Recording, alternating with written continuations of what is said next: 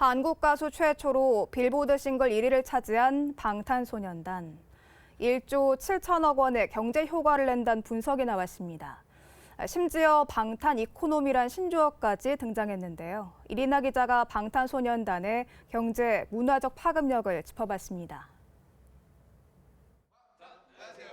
빌보드 핫백 차트 1위에 오른 방탄소년단. 디지털 싱글 다이너마이트의 뮤직비디오는 공개된 지 하루 만에 1억 뷰를 돌파하더니 15일 만에 3억 뷰를 넘어서는 등 연일 거침없는 신기록을 써나가고 있습니다. K-팝의 새로운 역사를 만들어가고 있는 방탄소년단의 경제적 파급 효과 역시 막대합니다. 이번 신곡 다이너마이트의 빌보드 핫백 차트 1위로 인한 경제적 파급 효과만 따져봤을 때 1조 7천억 원에 이른다는 분석이 나왔습니다. 직접적인 매출 규모는 2,457억 원, 이와 관련된 화장품과 식료품, 의류 등 연관 소비재 수출 증가 규모까지 합치면 6,100억 원에 이릅니다. 여기에 더해 이러한 수익에 대한 산업 연관 효과를 보면 생산 유발 효과는 1조 2천억 원이 넘고 부가가치 유발 효과는 4,800억 원, 고용 유발 효과는 7,900여 명을 웃돕니다.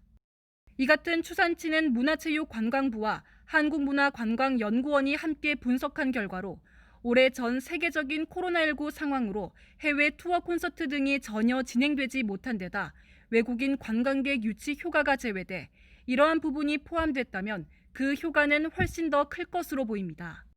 경제적인 효과뿐만이 아닙니다.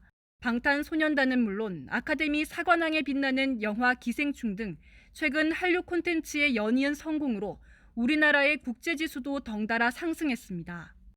지난 2일 유엔 산하 세계지식재산기구가 발표한 글로벌 혁신지수에서 우리나라는 작년보다 한 단계 상승한 10위를 기록해 이 지수가 발표되기 시작한 2007년 이후 처음으로 10위권에 진입했습니다. 특히 문화산업과 관련이 높은 창의적 상품과 서비스 지수 부문이 작년 42위에서 올해 19위로 23단계에 올라선 것으로 나타났습니다. 전문가들은 이러한 한류 콘텐츠의 성공이 특정 그룹이나 단발성에 그치지 않고 핵심 성장 동력으로 자리매김할 수 있도록 글로벌 플랫폼 구축과 비대면 문화에서의 주도권 유지를 위한 전략 마련이 중요하다고 강조합니다. 실감나는 여러 가지 기술이라든지 아니면은 플랫폼들이 개발이 되면 코로나 시대에는 발빠르게 새로운 수익원을 창출할 수 있는 계기가 될 수 있을 것으로 예상됩니다. 온라인 콘서트 하면은 한국의 가수가 떠오를 정도로 선점 효과가 나타나게 되면 새로운 유형의 컨텐츠로서도 자리 잡을 수 있을 것으로 예상됩니다.